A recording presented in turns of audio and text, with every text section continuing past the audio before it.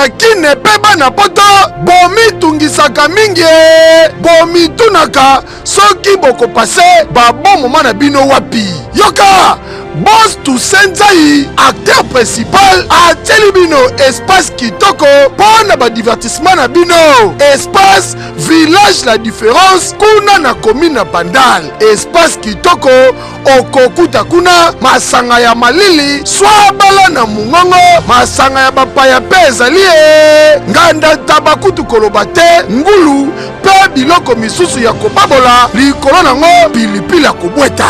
Awa na village la différence okovanda kitoko pa serveur ya qualité sécurité bien assurée. Yo oza na anniversaire na yo to pe ba fête to pe ba boum ya ndenge na ndenge kima na lomango na espace village la différence. Coup de chapeau na yo boss de boss le boss Toussaint Nzai le budgétaire okokuta biloko nyonso dans le calme kuna tina kata salle VIP okozala dessus te coupe fraîcheur oyo wapi ndeko fongola misuko awo okopase ba bon moment na ndenge ya kosakana te. Village la différence vraiment différence ezali biso na bango différence amai na mafuta goût elengi fraîcheur pe chaque vendredi ezalaka karaoke awa na village la différence ambiance ezalaka au rendez-vous ba DJ ba memaka biso likolo otuninga village la différence ezalaka wapi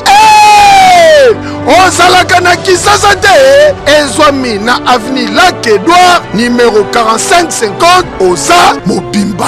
Bientôt Flat Hotel ekozala disponible kuna na village la différence kitoko goût elengi oyo wapi. Espace village la différence baza lokola biso te pe biso pe toza lokola bango te. Tu du mieux yoka jolibilité moka koswa na bijou kitoko oyo teliba na Bandal. Le boss Toussaint Nzai le budgétaire moto pamba moto ya bato ebele toujours fraîcheur goût elengi oyo wapi. Nani akopusana pusana ko okozwa mbata mbuta goût hakeyo oui